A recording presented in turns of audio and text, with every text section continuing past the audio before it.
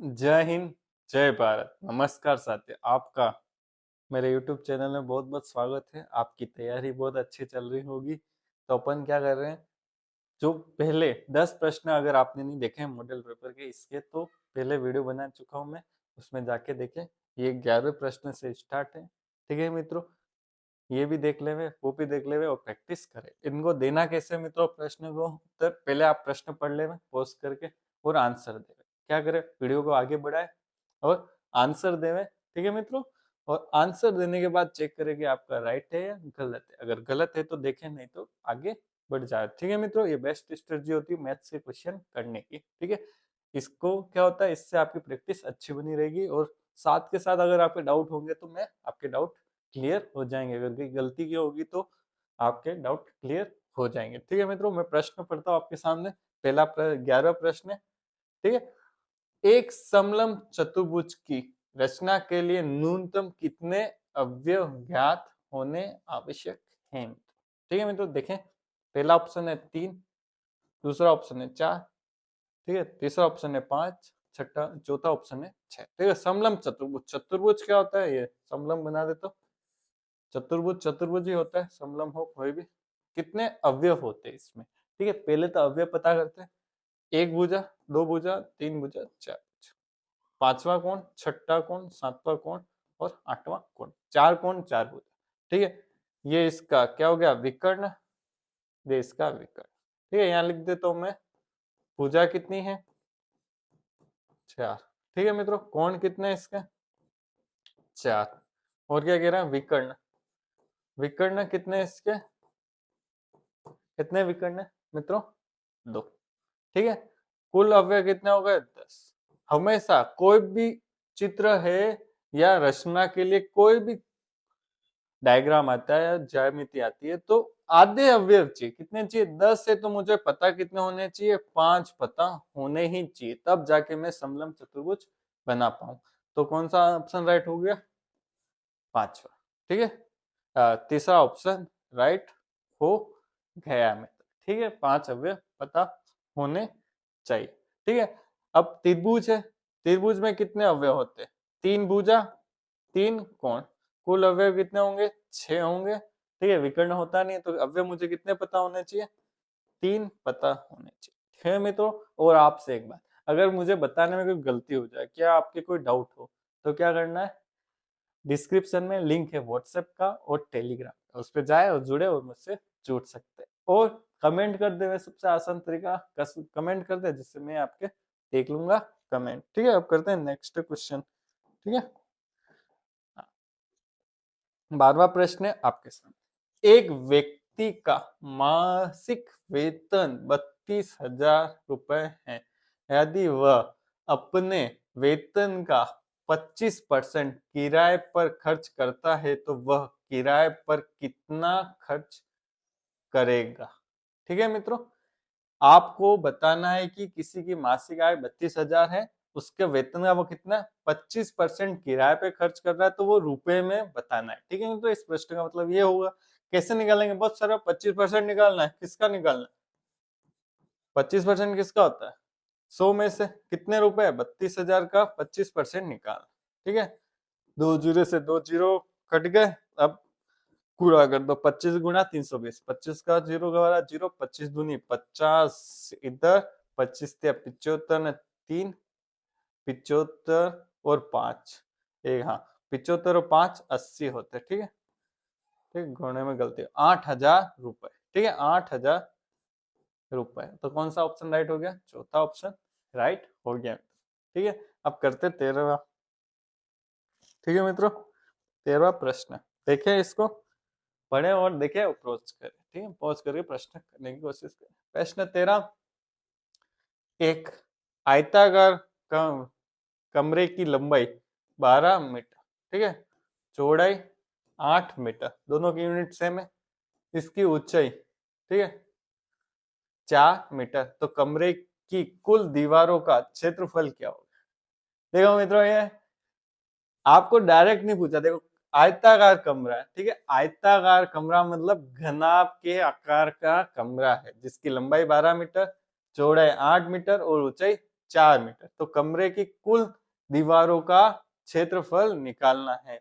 अब मित्रों कुल दीवार, कमरे की कुल दीवार, ठीक है, कमरे की कुल दीवार, ठीक है, मैं आपके सामने बना देता हूँ एक आयताकार, और उसकी क्या होगी, कुल दीवारों का क्षेत्रफल निकालना।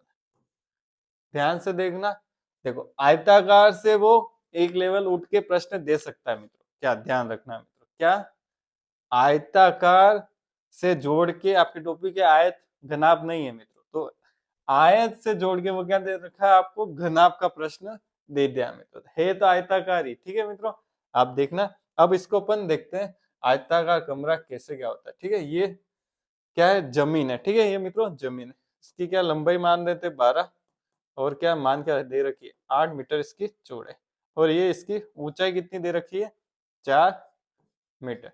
अब कमरे की दीवारों का क्षेत्रफल निकालना है, क्या निकालना है, दीवार, ये दीवार, ठीक है, और कितनी दीवार होती है यूं बताओ मित्रों, ठीक है, ये दीवार, ठीक है, ये थोड़ा 3D बनेगा नहीं, हाँ, दीवार कितनी होती है, 4 दीवार होती है, ठीक है मित्रों, कितनी होती है 4। तो आपको क्या करना पड़ेगा, 12 × 4 करना पड़ेगा, ठीक है, और 8 × 4 करना पड़ेगा, फिर ये कितना है 12 × 4 करना पड़ेगा ये, और 8 × 4 करना पड़ेगा। आपको समझ में आ गया, आप कमरे में बैठे होंगे, स्टडी कर रहे होंगे वहां पे, देखो नीचे क्या आयताकार जमीन होती है, ठीक है, इसकी लंबाई 12 मीटर, चौड़ाई 8 मीटर, ऊंचाई कितनी है मित्रों दीवार की 4 मीटर। चारों दीवारों का निकालना है, तो कैसे निकालेंगे, देखो ये इसकी लंबाई हो गई, ये इसकी ऊंचाई होगी, तो आयताकार बन गया एक दीवार, तो ठीक है 12 × 4, 12 × 4 = 48, ठीक है, और 8 चौक 8, 8 19, 8 चौक 32, और वापिस 48, ठीक है, ये ऐसी दो दीवारें 48 48 आमने सामने वाली तो बराबर होगी, ये भी 32, ठीक है मित्रों, इसको जोड़ दो, कितना है 10 × 10 20 का 2 हासिल, कितना है 4 × 8 10 16, 160 वर्ग मीटर, ठीक है, आ गए। तो कौन सा ऑप्शन राइट हुआ, 2 वाला, ठीक है मित्रों, ठीक है, ये वाला घनाभ का ये वाला क्षेत्रफल निकालना था, ठीक है, देखना है ये वाला, ठीक है, इसके इस तरफ ये होगा और इसके अंदर पीछे 4 पृष्ठों का निकालना था आयताकार रूप में, ठीक है, नीचे एक आयत है और आप समझ गए होंगे, ठीक है मित्रों, ऐसे प्रश्न आपको वो दे सकता है। अच्छा प्रश्न मित्रों, ठीक है, मुझे तो अच्छा लगा, ठीक है, थोड़ा सा हार्ड मान सकते हैं, ठीक है मित्रों। अब आगे की तरफ बढ़ते हैं। एक किसी एक समबाहु त्रिभुज की एक भुजा कितनी है 10 सेंटीमीटर हो तो इसका क्षेत्रफल क्या होगा। डायरेक्ट सूत्र है, क्या सूत्र है, क्षेत्रफल का √3/4 भुजा का वर्ग, भुजा का जो भी भुजा उसका वर्ग, ठीक है, क्या होगा देखो, √3 भुजा कितनी है 10 का स्क्वायर 100, ठीक है, 10 का स्क्वायर 100, 4 का भाग 100 में दिया तो कितना आएगा 25, 25 √3, क्या आंसर आया, एक आंसर इसका आ गया। अब आगे की तरफ बढ़ते हैं मित्रों, नेक्स्ट क्वेश्चन, हाँ ठीक है, हाँ, अब 15वां प्रश्न क्या कह रहा है, 15 सेमी भुजा वाले एक घन का संपूर्ण पृष्ठीय क्षेत्रफल क्या होगा। क्या सूत्र होता है मित्रों संपूर्ण पृष्ठीय क्षेत्रफल घन का, 6 फिर क्या है भुजा का वर्ग, ठीक है, ये इसका सूत्र होता है। 6 भुजा कितनी है 15 × 15 225, 225, अब 6 का 6 दूनी 12 और 1350 वर्ग सेमी, क्या आंसर आया इसका 1350, तो होता आंसर राइट हो गया। अब करते हैं आगे 16वां प्रश्न करते हैं, ठीक है मित्रों, किसी बहुभुज के सभी आंतरिक कोणों का योग 1080 है तो उसके बहुभुज की भुजाओं की संख्या कितनी होगी। ये मित्रों थोड़ा सा लेवल आपके अप आ गया है, तो है ना, इसका एक सूत्र है, देखो मित्र देख लो, किसी भी भुजा के बहुभुज के है ना टोटल आंतरिक कोणों का कितना योग है, जैसे त्रिभुज के तीनों योग कोणों का योग, चतुर्भुज के चारों कोणों का योग 360 होता है, वैसे किसी के भी हो क्या हो, जितनी भुजा दे रखा हो उसके क्या निकालना है, कुल कुल क्या निकालना है, कुल आंतरिक कोणों का योग, कुल आंतरिक कोणों का कुल आंतरिक कोणों का योग, ठीक है मित्रों। आंतरिक कोण कौन से होते हैं, ये जैसे चतुर्भुज है, आंतरिक कोण कौन से होंगे ये वाले, और भाई कौन कौन से होंगे, ये वाला, ठीक है। भाई कौन, ये वाला मिटा देता हूँ, ठीक है। ये वाला भाई कौन होगा, ठीक है। इसके कितने होते हैं, 4 होगा 360, 4 होगा 4 माइनस 2, 2 2 इंटू 180 360, ठीक है। अब क्या कह रहा है, 1080 कर दो इंटू 180, कितना दे रखा है मित्रों, 1080 दे रखा है, n माइनस 2, 1080 में 180 का भाग दे दो, कितनी बार जाएगा, 6 बार, ठीक है। 18×5 = 90, 18×6 = 108, 6 बार, ठीक है। n माइनस 2 बराबर 6, तो n बराबर क्या आएगा, 2 इधर जाएगा, माइनस का 2 प्लस का 2, कितना हो जाएगा 8, कुल भुजाएं कितनी है 8, ठीक है। तो थोड़ा सा ज्यादा, थोड़ा सा हेट आगे टॉपिक का ये, पर थोड़ा अच्छा प्रश्न है, ठीक है मित्रों। 2 प्रश्न अच्छा है, अभी तक आ सकता है, आ तो क्या सकता है आपसे, पर देख ले भाई ये सूत्र इसका है, डायरेक्ट पूछ सकता है कि इतनी भुजा है तो कुल आंतरिक कोणों का योग निकाले। अब आगे की तरफ प्रश्न देखते हैं, ठीक है मित्रों। प्रश्न देखें, क्या प्रश्न, ठीक है। 17वां प्रश्न, यदि 9 संख्या का औसत 30 है तो पहली 8 संख्या का औसत 28 है, तो 9वीं संख्या क्या होगी। ऐसा प्रश्न अपन ने पिछली वीडियो में किया था।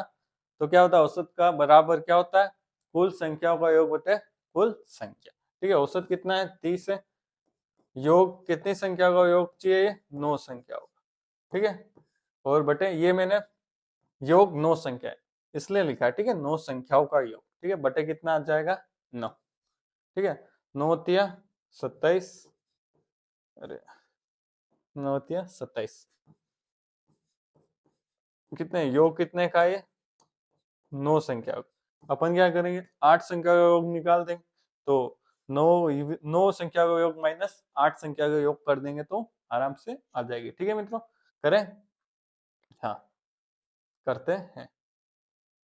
क्या है, 8 संख्या का क्या है, 28 का गुणा 8 से कर दो, ठीक है। डायरेक्ट लिख दिया मैंने, योग आ जाएगा अपने 8 संख्याओं का, ठीक है मित्रों। 28 का गुणा 8 से, 8 8 64, 64 का 6, 8 दूनी 16, 16 और 6 कितने होंगे मित्रों, 22, कितने होंगे 22, 224, योग कितना आ जाएगा 8 संख्या। अब 8 संख्या का योग में से 9 संख्या का योग, 9 संख्याओं का योग में से 8 संख्या का योग घटा देंगे तो कितना आ जाएगा, एक संख्या का योग आ जाएगा। 270 में से 224 घटा देंगे, 10 में से 4 गए तो 6, 7 में से 2 गए तो 5, और सॉरी 9 में से 2 गए तो 7, क्या किया, 10 में से 4 गए तो 6, फिर 6 में से 2 गए तो 10 में से 4 गए 6, और 6 में से 2 गए तो 4, और 2 में से 2 गए तो 0, कितना ऑप्शन राइट है 46। हो कैसे, क्या गड़बड़ हो गया, कुछ ना कुछ गड़बड़ हुआ। 9 तिया 27, 9 18 27, ये सही है। 270, 28, 8 18 64, 64 का 6, 8 दूनी 16, 16 और 6 22, 224, 270 में से 224 गए तो 46, ठीक है मित्रों 46 है। यहाँ ऑप्शन में गड़बड़ आ गया, तो क्या ऑप्शन राइट है 46, ठीक है। परेशान मत होना, 46 ऑप्शन राइट है, ठीक है। अगर इसमें कुछ गड़बड़ हो तो आप कमेंट कर देना, ठीक है। हाँ, अब वापिस से औसत का प्रश्न आ गया, ठीक है। औसत के प्रश्न आगे कर लेते हैं।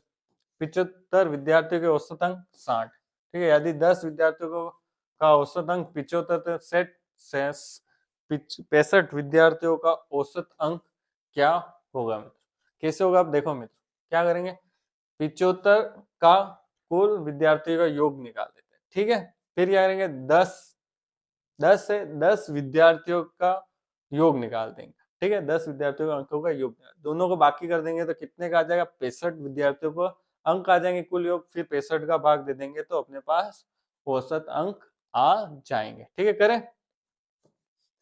75 इंटू 7 कितना आएगा देखो, ठीक है। इसको क्या करेंगे 0, ठीक है। 6 पंजे 30, ठीक है। 3 हाथ से 6 7 7 छंग 42, 42 और 3 45, तो आ गए 75 विद्यार्थियों का योग आया, ठीक है। योग आया, मैं लिख भी देता हूँ थोड़ा कंफ्यूजन ना हो, योग, ठीक है। कितने संख्या का आया, 75 विद्यार्थियों का। अब योग निकाल देते 10 का, 10 का कैसे निकालेंगे, 10 इंटू कितने हैं औसत 75, कितने हैं 75, तो 750।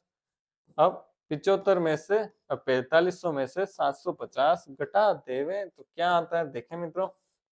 0 में से 0, 10 में से 5 गए 5, 14 में से 7 गए तो 7, 3750 कितना है मित्रों, 3750 आया। कितने का योग आया, 65 विद्यार्थियों का योग आया।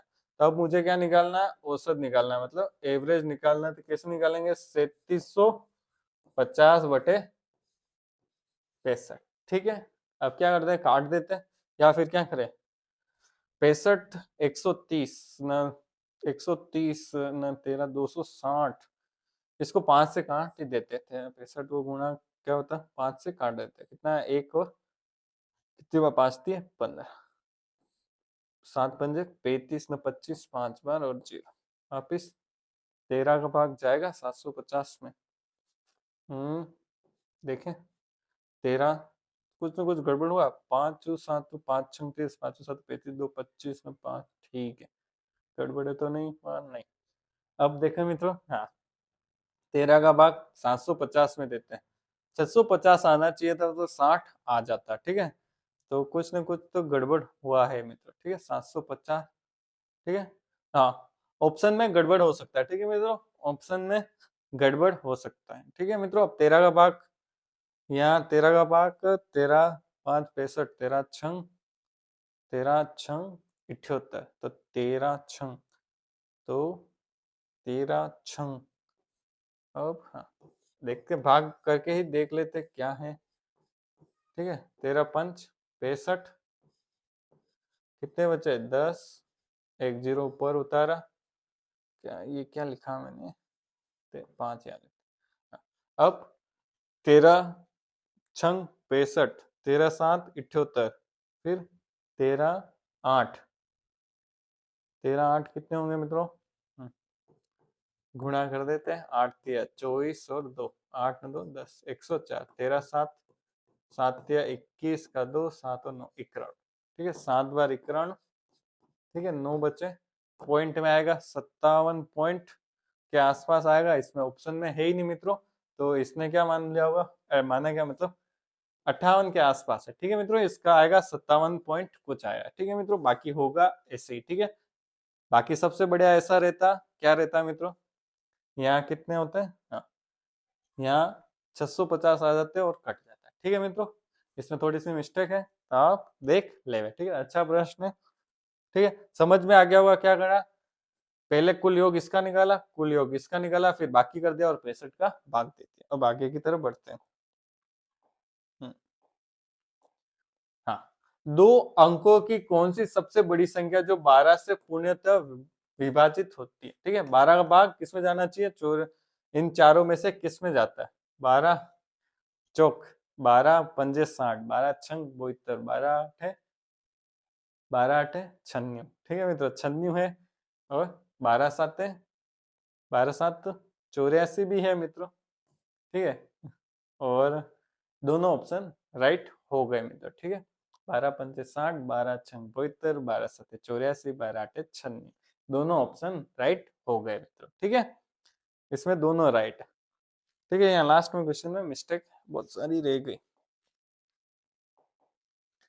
20वां प्रश्न लास्ट, क्या करना है मित्रों, अगर वीडियो अच्छा लग रहा हो तो लाइक करें, शेयर करें और सब्सक्राइब करें। यदि 45 का 25% किसी संख्या के 40% के बराबर है तो वह संख्या होगी, ठीक है मित्रों, ठीक है।